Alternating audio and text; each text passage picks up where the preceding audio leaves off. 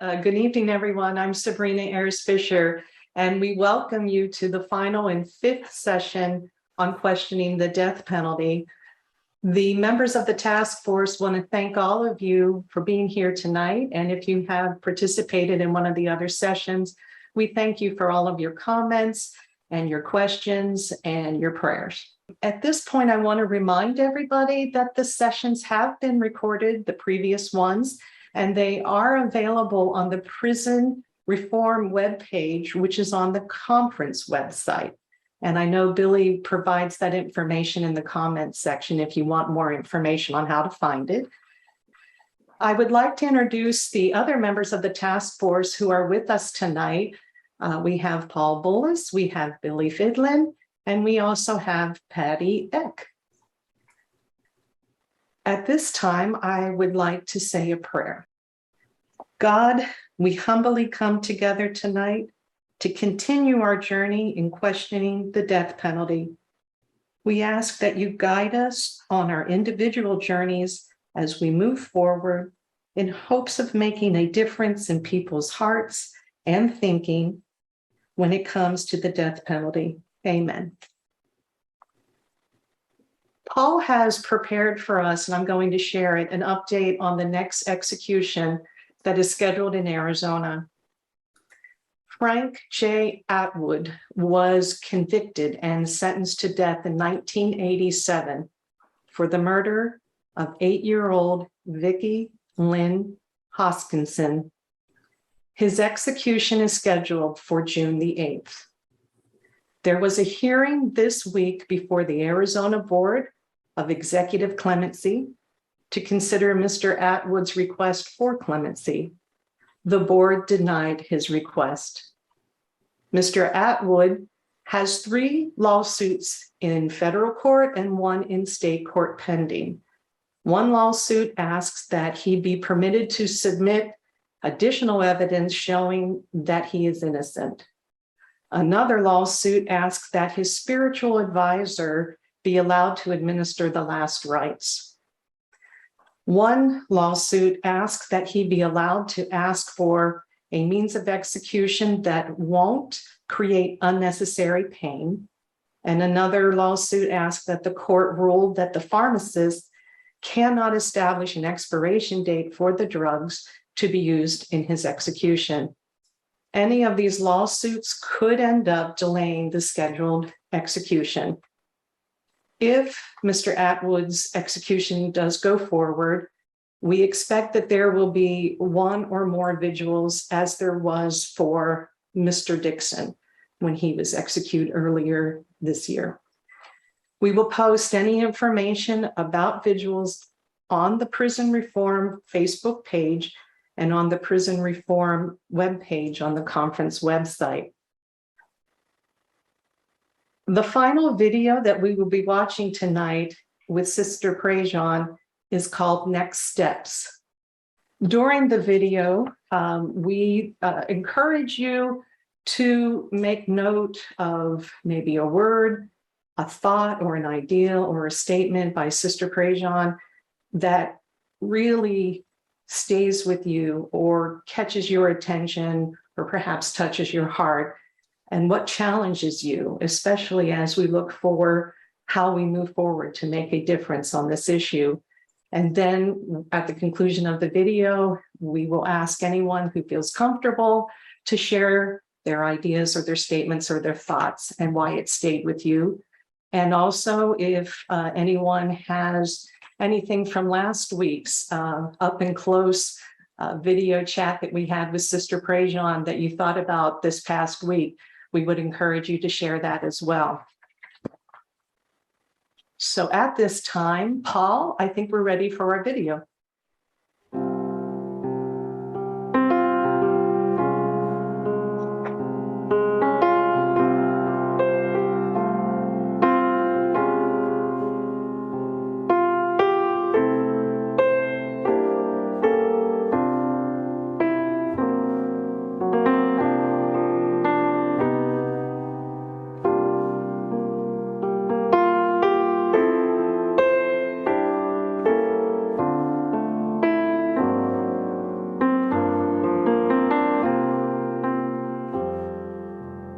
there are some people who say that they want to uphold the traditions and that they want to keep true to the traditions, and they don't want to see the strength of Christianity kind of rationalized or tried to make into a secular.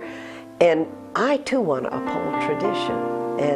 But see, the tradition of Jesus was for 300 years. People really lived in that kind of community where people of different races, backgrounds, no one was poor, because those, I mean, like, if you look at our society today and you look at the present administration of the last 6 years, poverty's risen 17%. That to me is unacceptable. That to me is, that's not the gospel of Jesus. And so I don't know about the terminology, but I know I stand with people who want to live the traditions of Christianity, the real ones, but that's a very radical thing to live, because then that means we can't tolerate that there are homeless people. We can't tolerate that people have been shoved out of this society. But yet I want my faith to be able to relate to this age. And so you're always reading signs of the times, as Pope John XXIII, Vatican II.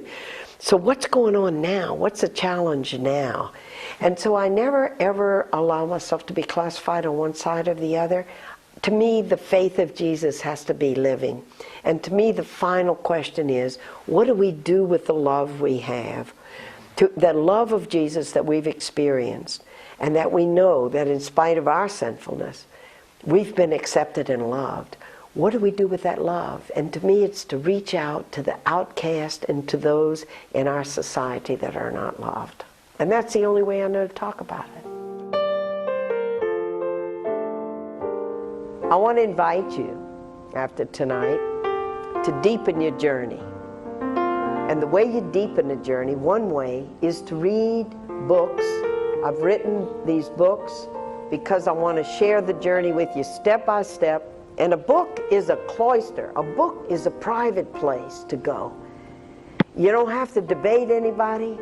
You get in new information, and it's very intimate, because with your own imagination, I'm going to take you into the journeys, first of Dead Man Walking, and over to the victim's family, and then in Death of Innocence, I'm going to take you through experiences of accompanying two people execution I believe are innocent. And let me just say this. The information you have as a reader of this book is far more than the juries knew who condemned them to death. And when you see how the death penalty is structured and how only poor people are chosen for it, who can't afford really good attorneys, you will understand why it is inevitable that we are condemning to death innocent people along with the guilty. The second part of the book takes on the courts and takes a look particularly at Catholic Justice Antonin Scalia and his approach to the Constitution and to theology and the gospel of Jesus, that leads him to say the more Christian a nation is, the freer we feel to use the death penalty.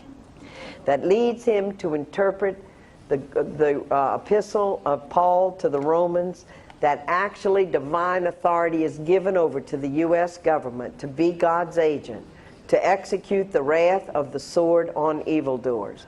He graduated from Georgetown University, and he goes to Mass every Sunday, and to see the way religion is used.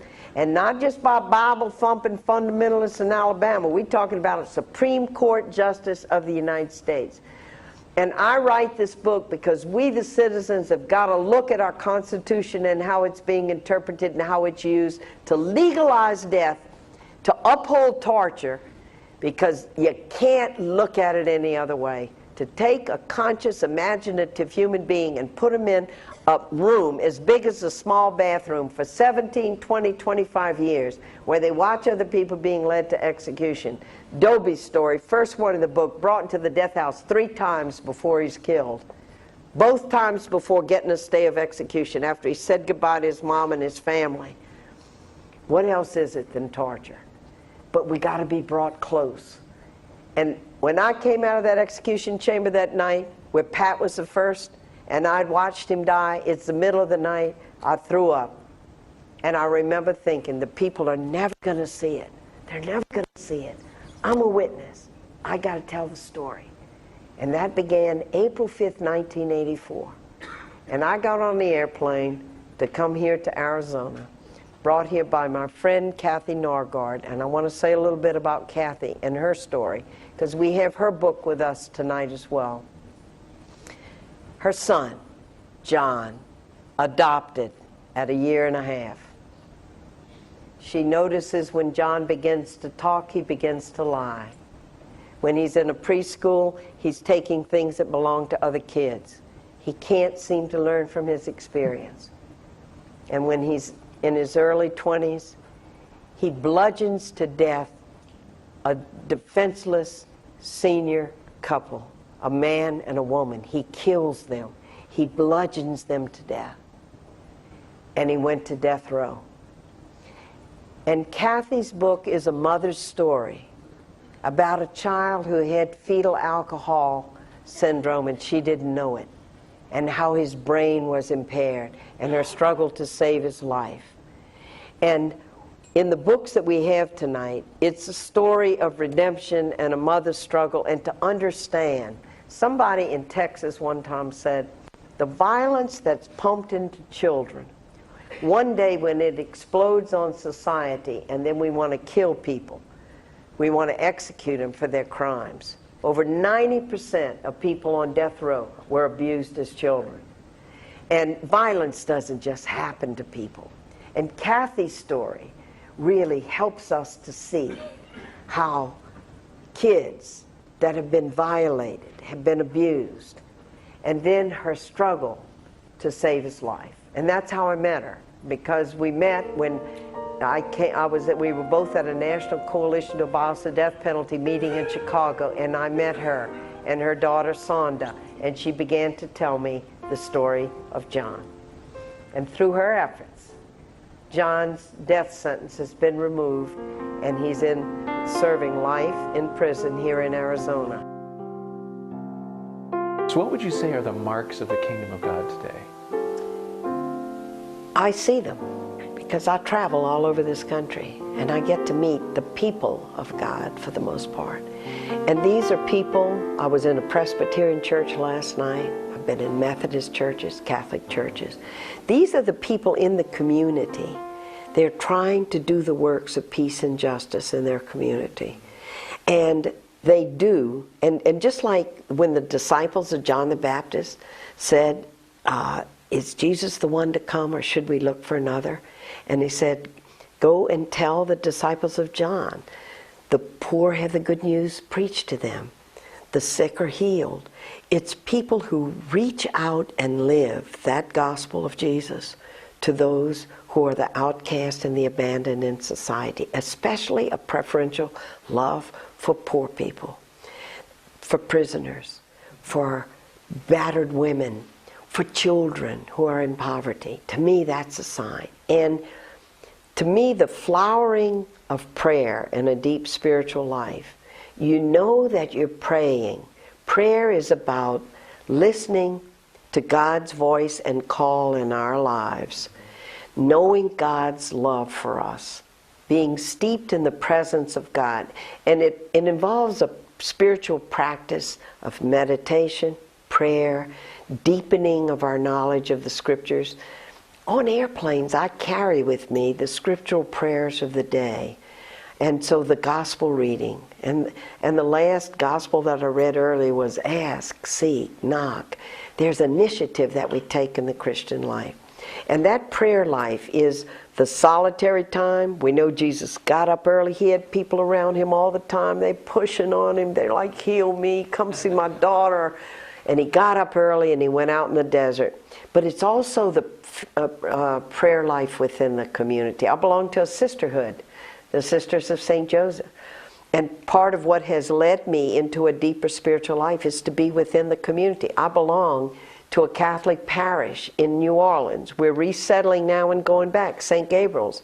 It's made up mostly of African American people, because I want to be in a community of faith that's not just with people like me. And the faith community, you go to Eucharist every Sunday, you remember again Jesus' gift of himself, his body, eating his body, being in communion together. And communion means that you come together again, because when you don't remember and get in touch with the essential mysteries in prayer together, then you dismember, you fall apart, you get fragmented. And I need the community of faith constantly drawing me around the altar, around the sanctuary. I need the retreats where I go off for a weekend, and always and to do the works of justice. It takes a community, because our societal problems are so big. Lone Rangers can't do this. You got to do it with others. And resurrection for me is where the spark hits the rock, where death is overcome by life. Even the title of my book, Dead Man Walking, Patrick Sonnier was executed. He went to his death with faith in God. He was sorry and remorseful for what he had done. And my last act, when the guards were taking me, when they were leading him into the execution chamber, I kissed him on the back and I said, Pat, pray for me. And by that I meant, remember me to God. And when I was talking to the Pope about walking with people execution, I said the words of Jesus that came to me were, the last will be first. And sinners and prostitutes are getting into the kingdom of heaven ahead of people who go to church every Sunday and say, Lord this, Lord that, I've been saved, this, that. It's the deeds. And when a dead man walks, is that not resurrection? And to me, that's the heart of the Christian life. As St. Paul said, dying and behold, we live. And it's not just in the act of our death, it's the way we pour out our life. You know, the giving, the expenditure of our life for the community in love is a form of dying. And when we can be driven by love, when we can be motivated by love to give our lives on behalf of others and not count the cost, that too is a form, is it not, of resurrected life? That we are alive even as we give our life and we die. And when we recognize that in the saints, in people who do it, and always they say, well, love, it's not labor, it's not a sacrifice, it's love. Because they're caught up, there's a transformative love where you can give your life and you give it in love. And I've watched victims' families do this, that they were not conquered even by the violence done to their loved ones. And they are the ones who really call me to the depths of the Christian life more than anyone, because they've been in the fire, they've had the ultimate loss, and they choose not to let that hatred overcome them.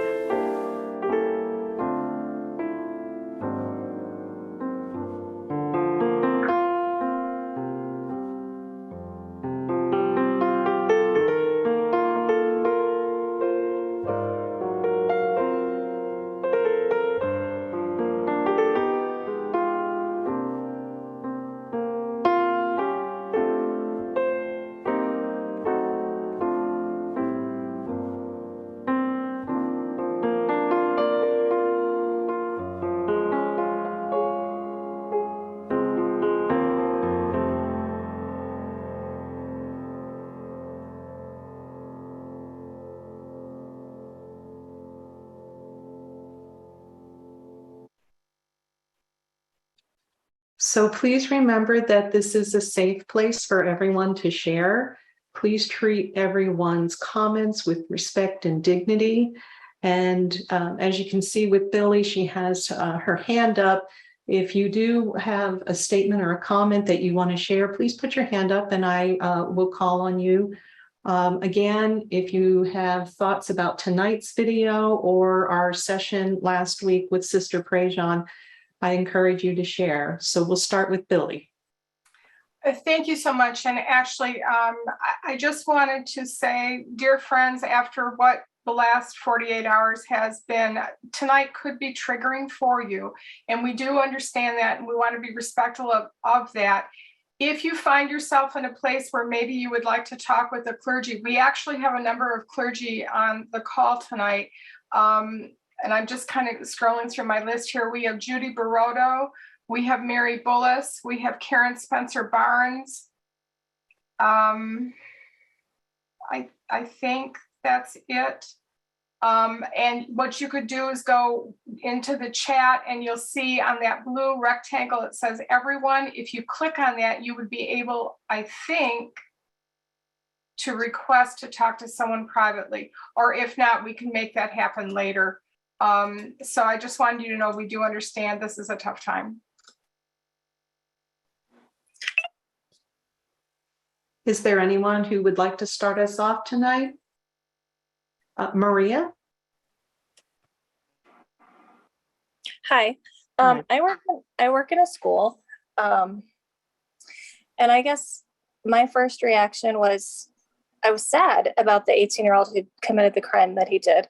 Obviously, I was sad about the students and the teachers that died. But my first thought was hurt people.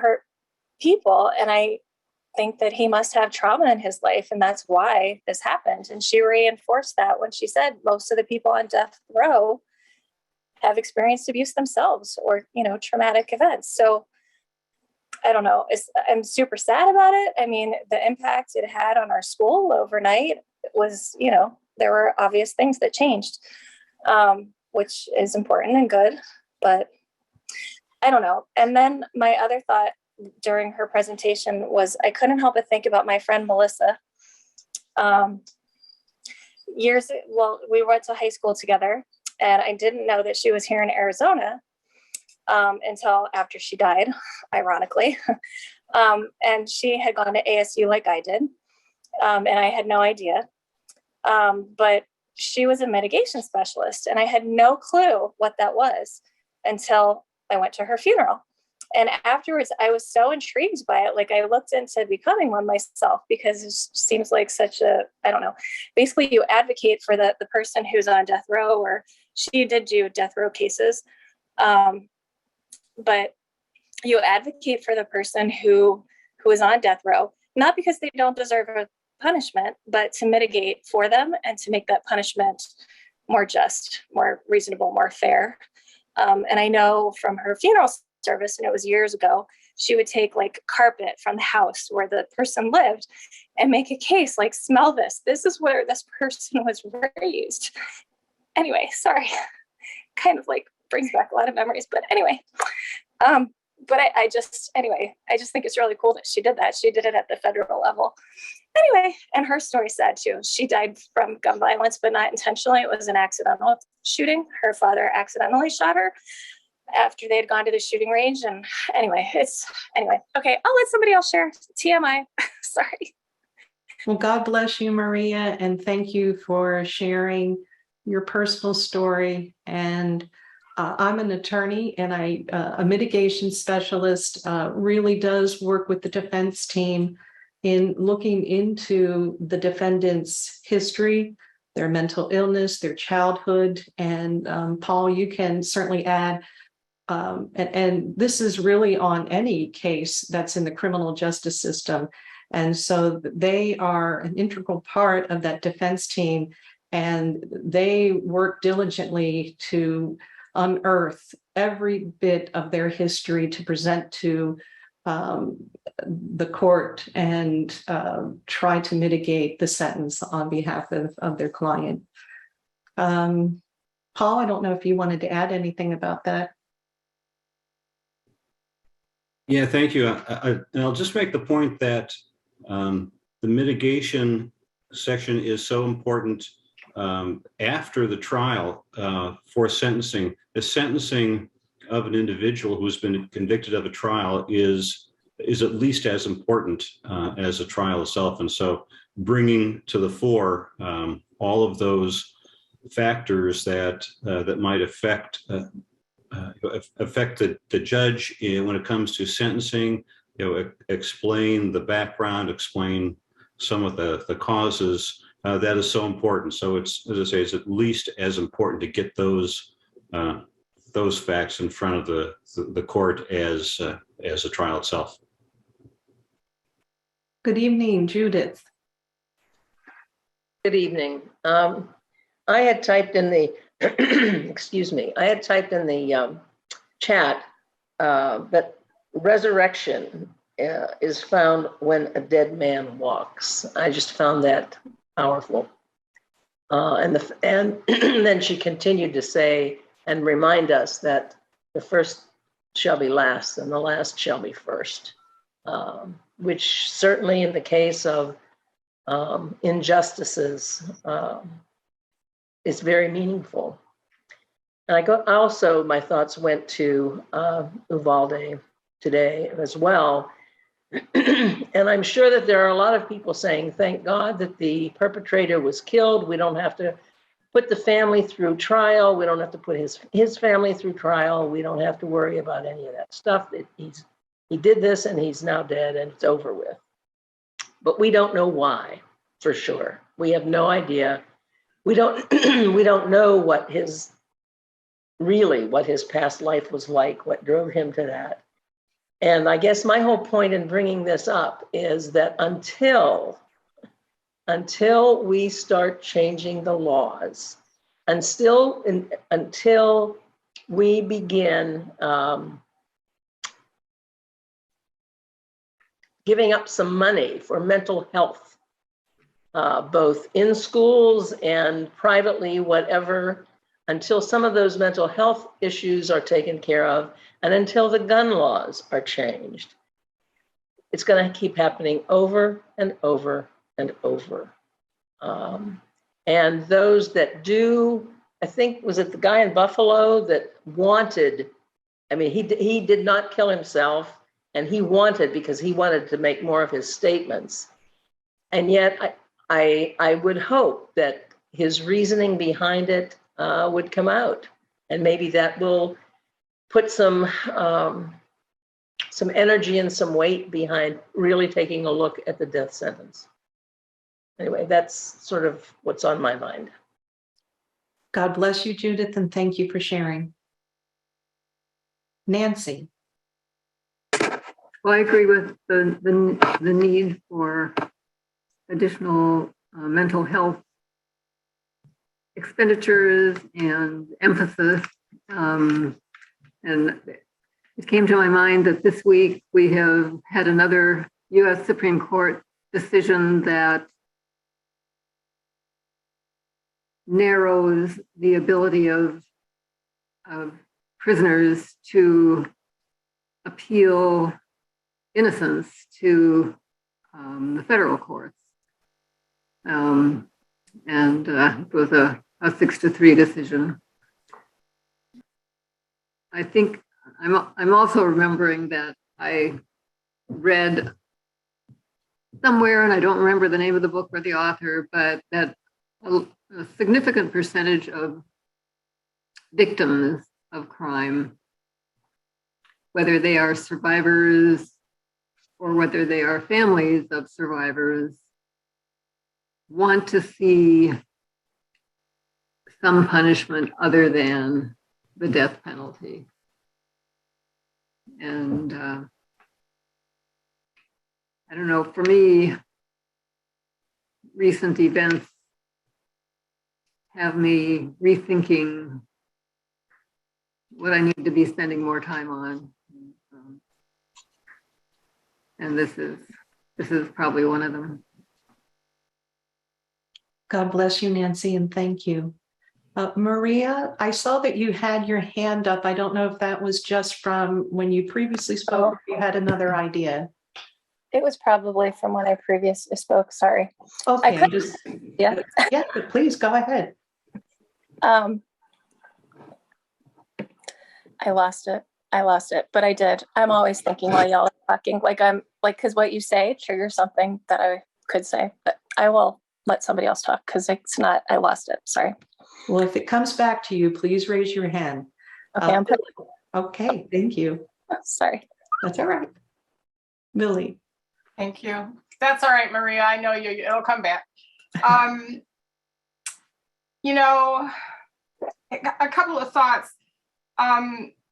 Sister said, we've got to be brought close to all of this, including, like Judy said, what were the real issues? What were the real issues behind Buffalo? I mean, we know the Buffalo young man felt that the country was going, the Anglo population of the United States was being overtaken by people of color, and that theory that ascribes to that. This young man, we know he was bullied, but we don't know much beyond that. We don't know to what extent. We don't, keep it going.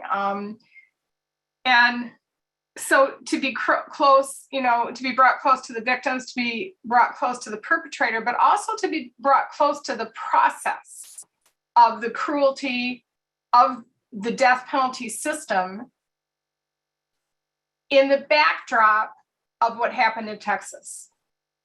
And I can tell you, and maybe some of you were on, I was talking about last night's vigil, and we had, you probably have seen it on the news. We had approximately 200 people there. That was organized by myself and a couple other people within that very short time frame. And we had 2 United Methodist clergy there. We had 2 United Methodist clergy speak, Gina Pollard and Javier Olivares, both magnificent. Javier centered on scripture, and Gina, if you know Gina, she's centered on justice and in her own special way, and other speakers as well. No one mentioned the death penalty. No one mentioned punishment, retribution, take your pick of what word you want to use, although anger is a later phase of facing something like this. But what we did address, or one of the things that was addressed by Representative Longden, was what an AR-15 does. And so, forewarning right up front, the wound is the size of an orange. So think about an orange held up against a child's face or your face. The reason that, or marketing for an AR-15 includes commentary such as these are lighter bullets. They travel 3 times the speed of a regular bullet, and the rounds are multiple and very quick. So you don't have to be particularly accurate in terms of how you can shoot. Hence, how it can kill so many people in war, which is what they were meant for. So you think about the 19 children dead, the 2 teachers dead, the husband of one of those teachers who died from a heart attack after this, the triggering of all the Sandy Hook kids. We've been in contact with them yesterday and today, and those kids are now 10 years older, and they're all re-triggered every time there's a mass shooting, but particularly this one because it's so reminiscent of Sandy Hook. And then how do we feel about the death penalty when it's a child? Atwood, the one that's next, that's a child, that's an 8-year-old child. And do we hold the same standards of how we feel about the death penalty when a child or children are involved? And I know I've had private calls at work and emails from people that are saying the kid thing is hard. In terms of Texas, he closed and barricaded that door, and those kids had nowhere to go. And you think about those moments. You think about the evil involved in that. The mother said today, he's not a monster. He just gets aggressive when he's angry. So you go back to Judy's comment and the money that needs to be spent on mental health in this country, but also distinguishing that not everybody that needs mental health help is going to go out and kill somebody, because the fact is, the percentages are small. Thank you, and God bless you, Billy. I see that, Mark, you have your hand up. Yeah, I think the events of the last few days kind of gets everybody emotional. I was really expecting Sister Prejean today. Well, excuse me. I was really expecting it. She was kind of low key for me today. I really thought she was going to come in for this last session and really hit me between the eyes, like she's done on a lot of the other sessions. And I think overall, when you combine everything, that's exactly what she has done. And then unfortunately, something like the last couple of days really kind of puts a kind of a different light on it. But what I wanted to say was that our Sunday school class is doing Adam Hamilton's study, Confronting the Controversies. And we are just now starting the death penalty aspect of that. And what Hamilton said is that, we tell our children all the time, we tell our children, 2 wrongs don't make a right. Trying to teach them, something. And yet we as adults turn around and do exactly that when we try to execute somebody for a wrong that they committed, thinking that that's going to make it right. And all through that series, I think she's kind of really talked to the fact that, people say they want closure, and most people say there is no closure. Killing someone is not going to bring anybody else back. And so I thought that was just kind of interesting that at least one way of putting it, that how Hamilton, that two wrongs don't make it right. And so we need to write that and move forward. Thank you, Mark, for sharing. God bless you. Is there anyone else that would like to share a thought or a comment?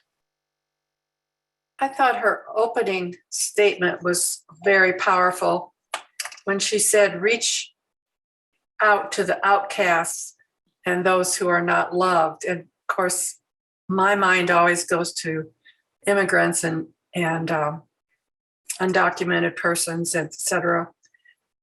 But I just expanded that thought to everything that we've been discussing tonight. There are so many persons that are not loved, and many of them do end up doing horrendous crimes. A statement she made previously about that one crime doesn't make up their whole being, the whole thing that they've lived their life. I missed last week I was on vacation. It's a graduation in Kansas City. But I watched that last night, and I thought it was just very, very powerful. Thank you, Chris. God bless you.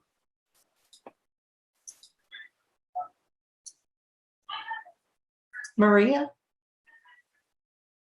I remembered. So, when we were talking about, when that reminded me, because she said, this event isn't their whole life, right? So when I've collected petition signatures recently, one guy said, I can't, I'm a felon. And that obviously bothered me.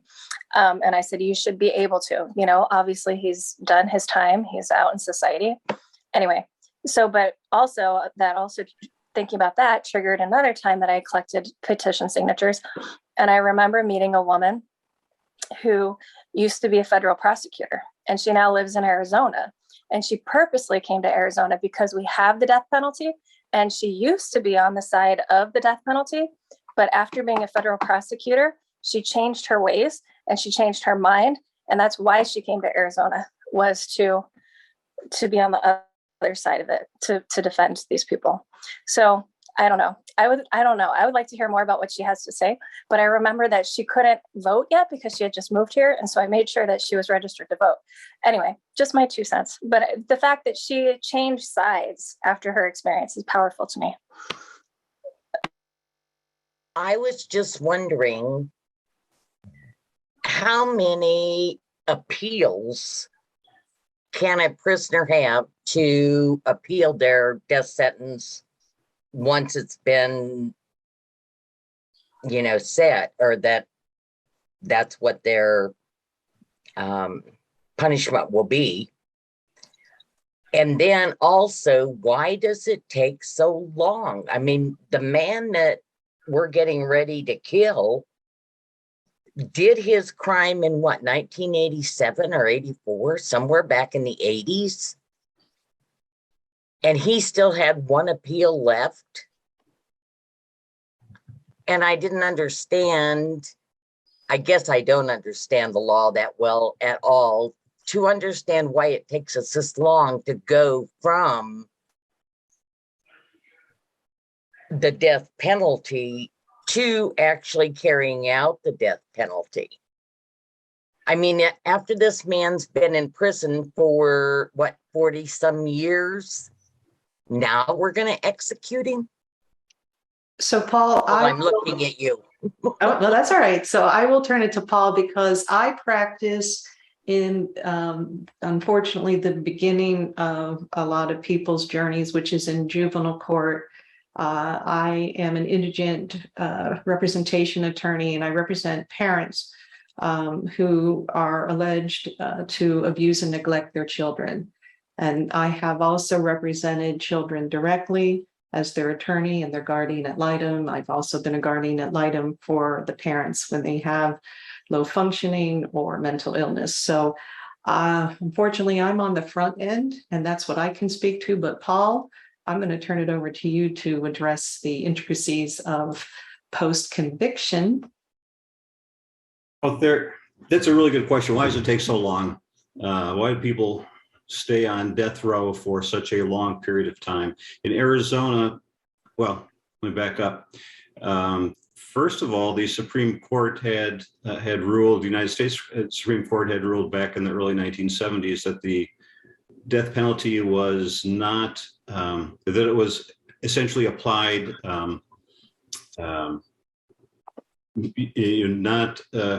not fairly across the board, that it was done that it was done kind of capriciously, randomly, that you couldn't say, yes, that everybody's treated equally under the death penalty. So states went back and kind of you couldn't identify, well, what kind of case is going to subject somebody to the death penalty. So states went back and they changed their laws, and then in the mid 1970s, the United States Supreme Court said, okay, states have kind of got their act together, so now the death penalty will be allowed from going forward. So there was a period of several years when essentially, the death penalty was not able to be applied. So that's one reason.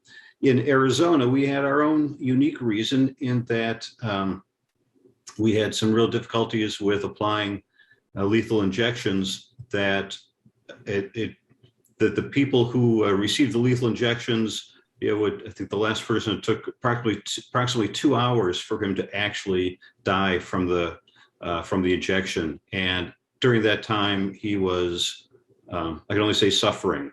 And that's not the only situation that Arizona had. So, so we had a period of time where our death penalty was on hold, about 7 years, I think, where our death penalty was on hold while the state was trying to figure out, okay, well, what's a proper way that we can apply the death penalty, and make it in such a way that does not provide horrific suffering to the individual through the implementation of the death penalty. So those are a couple of reasons why people have languished on death row for a period of time.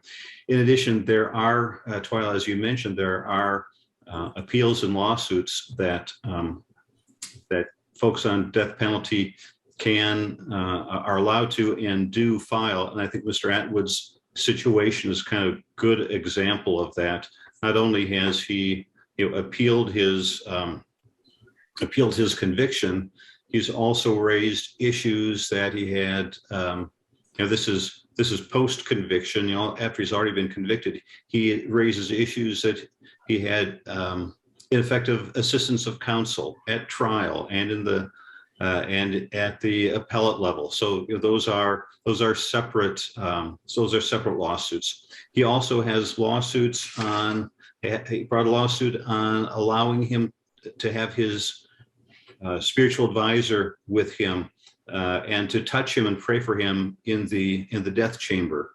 And the state finally changed their procedures to allow that to happen.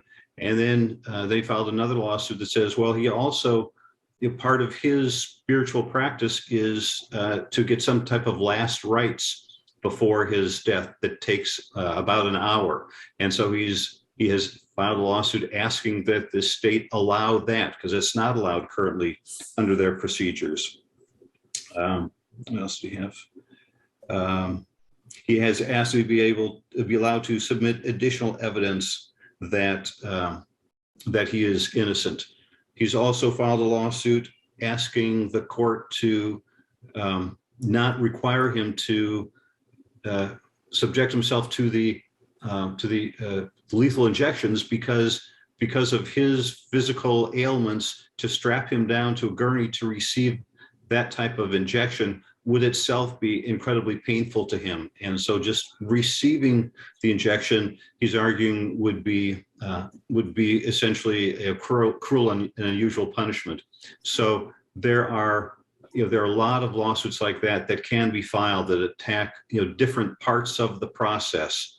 And remember, this is you only have one chance. If the government makes a mistake, there's no going back. You can't correct it. If there's something that goes wrong, you just can't fix it.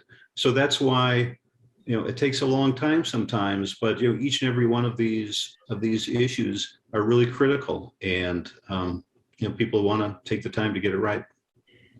So yeah, there are lots of different issues that can be raised along the way, and some of them not until you get closer to the actual execution, when you look at the procedures and say, oh, this is a problem, this is a problem, this needs to be changed. So that's another one of the reasons why it can take a long time. Is there a limit on how many appeals, or like the most number of appeals a person can file? Or that's not how the courts look at it. It's, is there a legitimate issue that they can raise? For example, Mr. Atwood has raised issues about some of them that are related to his personal physical situation and his personal spiritual practices. And nobody else is going to, I'm sorry, those are unique to him. Somebody else may not have those same issues, but they're legitimate issues for him to raise. So you can't really put a number on any particular individual. And as far as I know, there isn't a number like that. Okay, thank you. Thank you, Paul, and God bless you. Anybody else that has thoughts? Mary? Yeah, several have said that, killing the perpetrator doesn't actually bring closure to the family of the victim, because nothing can ultimately bring closure. Nothing brings the person back. And I saw an interview with Vicki Lynn's mother, so the child who was killed, and she was talking about how every time it gets in the news again, it brings it back up to her, and every one of these delays brings it back up to her. And I'm like, yeah, that's why we shouldn't have the death penalty. If we had just in the beginning sentenced him to a very long sentence or life in prison, then obviously that doesn't bring closure, but nothing brings closure, and it wouldn't be constantly in the news, which I think would be even harder on a victim's family. So it just, her bringing that up to me was one more reason we shouldn't have the death penalty. Thank you for sharing that, Mary. God bless you. Rebecca? My question is, if someone has been on death row as long as Mr. Atwood has been on death row, and he's filing these lawsuits and different appeals, why can't people who have been on death row for as long as he has be commuted to life in prison without the possibility of parole? Why can't they change his status and take him off of death row and put him in life in prison without the possibility of parole? Sabrina, can I respond to that? Oh, yes, please. Yes. Well, one of the reasons is that typically it's the governor who can commute a sentence from execution to life in prison, for example. But the governor in Arizona is not authorized to make those decisions on his own. By law, there has to be a recommendation by the Arizona Board of Executive Clemency, making a recommendation that commutation or clemency be accorded by the governor. So what you see is, and what we've seen with Mr. Atwood and Mr. Dixon, they both filed their applications with the Board of Executive Clemency, asking they be for some type of executive clemency, and both of those requests were denied, meaning that therefore the board did not make a recommendation to the governor that he commute their sentences, and so the governor under Arizona law doesn't have the authority to act on his own, has to go through that process. And Paul, it's my understanding, even if the Board of Executive Clemency made that recommendation, the governor is not obligated to follow that recommendation. Isn't that correct? That's right. It's ultimately up to him to make that decision, even with the recommendation. Which is interesting because when Mr. Dixon, you know, the day like leading up to his execution, there was a lot of chatter about that, and a lot of chatter in terms of his comments about he believes in justice, and people were questioning him on abortion, pro-life versus the death penalty. I put in the chat, and if you guys want to answer in the chat, you know, that's fine. And he's a strong Catholic, and the Catholic Church in general is not pro-death penalty. But he said this was justice, and the family, you know, Brnovich said the same thing. This is justice and the families deserve justice. And I don't know, you know, I mean, you look at our society and where we're headed and the violence and the fact that, you know, if you look at America and other countries of the same ilk, of, you know, our same economic statuses and all, you know, the developed countries, they don't have the same issues we have. They don't have these mass shootings. They don't have this. What is going on with the United States, especially, you know, most of us here are, you know, kind of around the same age. This wasn't our childhood. I was talking to somebody today and I said, I remember doing tornado drills, you know, going in the hall and covering my head. I didn't have to do an active shooter drill. Maxine.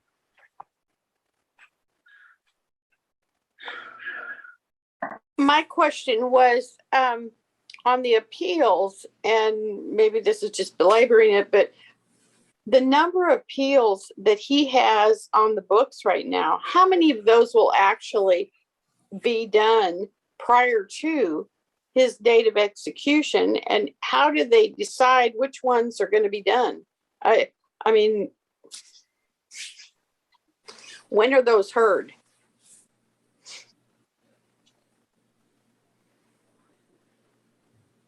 Sabrina, can I respond to that? Yes, I think the Supreme Court, don't they have the schedule out on the website?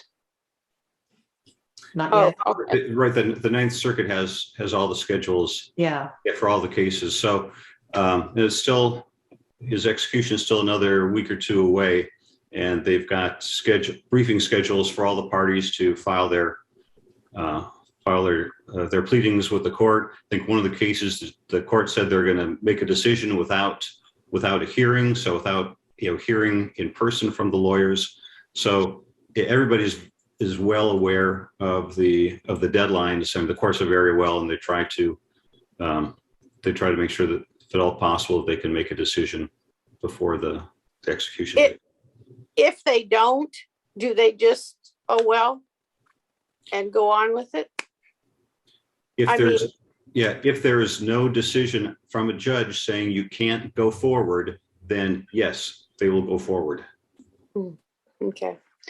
The other thing I wanted to just mention was the words that really got me was ask, seek, and knock, that she said, because I think doing gatherings like this is very helpful. It allows us to ask those questions, but I just feel so helpless that you need to get to the action part. What do we do? Thank you. You know, one thing that was said last night over and over again is how much are we willing to be inconvenienced? And Representative Longden, she asked that over and over again. You know, how much are you willing to actually go to your legislator, et cetera, et cetera, et cetera. But, and then she would say, are you angry? And the crowd says, yes. And she said, what are you going to do? And what was the crowd's answer? Vote. So you need to look at people's records about, this, and the other thing is, how hard is it to know the judges when we vote for judges, right? But you've got to do your homework. And, if you care about this issue, you have to look at people's records. You have to look at judges' records, or, whatever it might be. And just as a sidebar, there is an opening on the clemency board. That is a job. That is a paid job, but there is an opening. Is there any difference about if we, you say to vote, and I certainly agree with that, but what kind of actions can you do right now in the present? Is there any major kind of actions that you can take? On my Facebook page, if you're on Facebook with me, you'd have to scroll down below my owls. But there is a 30 action step. It's also on several of the conference pages. I'm going to go in there right now and see if I can pull it up and put it in the chat. Thank you. And Billy, I think this is more your area, but right now we can call the governor's office about Mr. Atwood. Isn't that correct? Yes, you can call, you can leave a message, and one of the things I guess probably is make sure that those cases that he has put forward, that they're allowed to be heard. That would be one thing. The other piece of it is, the reality is you can call the governor anytime and say, stop doing the death penalty in Arizona. As Paul has told us many times, there were 20, I believe as of yesterday or the day before, it's 22 people have exhausted all their appeals. And as Paul has said many times, technically this state could just go Monday's this guy, Tuesday's this guy, Wednesday's this guy. I mean, they could do one right after the other. And so, to call the governor and say, we do not want this. Because right now, I can tell you from other meetings I've been in, he believes, and maybe to a degree it's true, he believes that the public are with him on executions. And, part of the problem is whose voices are the loudest. And the reality is conservative voices tend to make a lot more noise than what progressive voices do, or even middle voices. So yeah, call the governor is right up front. And your local representatives, and for that matter, your federal representatives, call everybody. Judith, you have your hand up. Someone asked, what can we do about it? And Billy has mentioned several things there. I'm on the Church and Society Committee at the church, at my charge church. And what we are doing is making people aware of the legislative process. People don't know how the legislature works. They don't know how the budget is come about and what the taxes and revenues and all of this stuff, how that happens. They don't know what people's opinions are. I mean, so we're going to have some civic academies that'll do some education, and we're also planning on doing candidate forums closer to the election. So people need the difficulty. I've got to tell you, because we're having our first academy in 2 weeks, and you have to find a hook. People go, oh, legislative process. That's like taking civics all over again. Well, they obviously didn't take it, or it didn't stick when they took it in the first place. It certainly didn't stick with me. So, so you have to find a hook that will be of interest, So the budgetary stuff, how boring. Well, how does the budget impact education? How does it impact healthcare? How does it impact infrastructure?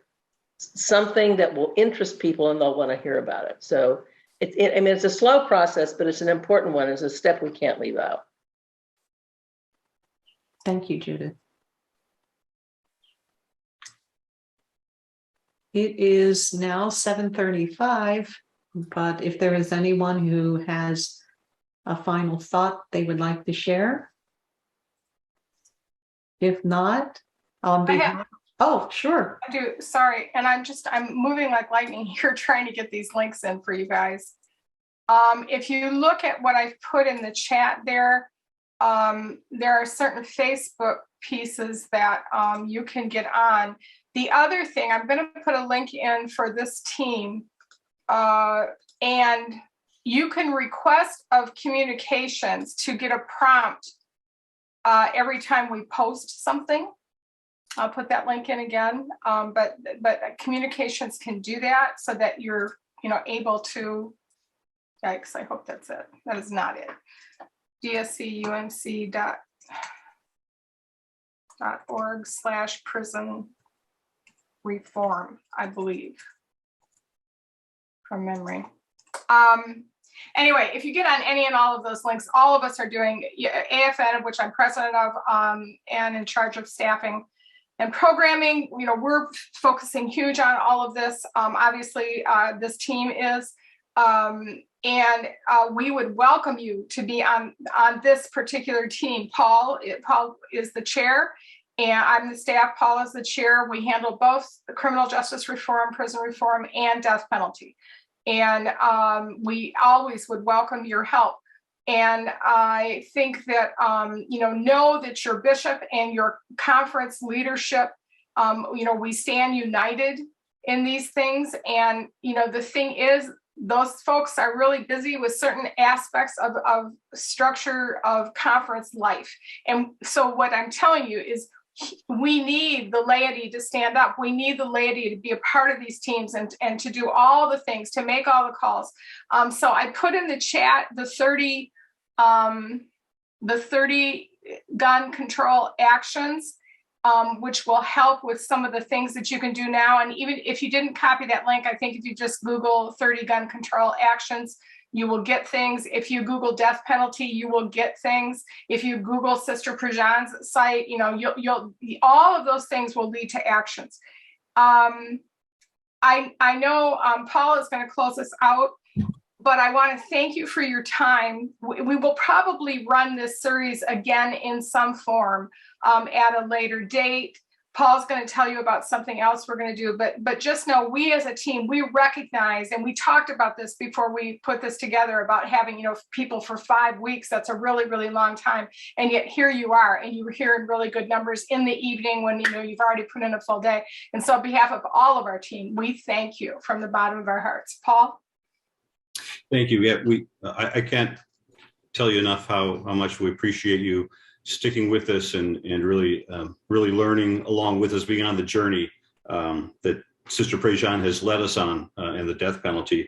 In fact, if you were here last week when Sister Prejean was with us live, or if you watched the video of that, you may recall that she said that if we have a study of her book, River of Fire, with 12 people, that she will join us on Zoom for one of those sessions. So I'm telling you now that we are going to have a study of the book of Sister Prejean's book, River of Fire, probably beginning in late September of this year, and we'll get information out to the way that we have broadcast information about this series, and it'll be on the conference website. It'll be on our Prison Reform Facebook page and the conference Facebook page. So we'll end in all of the distributions from the conference, but look for it at the end of late September into October. And the book is called River of Fire, and that's where Sister Prejean tells her story and her journey, and as she describes it, her awakening. And to hear a Catholic nun saying, oh yeah, I'm a nun and I was awakened to what the Bible was really telling me. And if she really got turned around, that's just a really inspiring story. When someone with that background can learn and change, I just find it really inspiring. So I want to thank you all again so much for participating, and we'll let you know when that comes about. And thank you very much, Sabrina, for this evening, for leading us tonight. You're welcome. And again, on behalf of the task force, thank you so much for 5 weeks of your time. May God bless each and every one of you on your individual journeys. Have a good evening.